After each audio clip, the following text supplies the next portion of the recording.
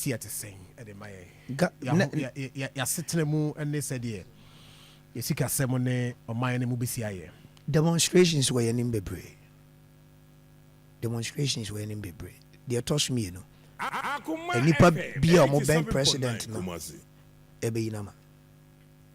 On one and call for audios name Yama Bebre about NDC government now. Ebe unity Bebre. Tebe babe. Pushem womu ye pa. Tebe ma foundation be shaky kakra. Foundation be shaky kakra pa anti. And Yama be Yama mu ebe peja. Edi akosho. A agenda. But that is it.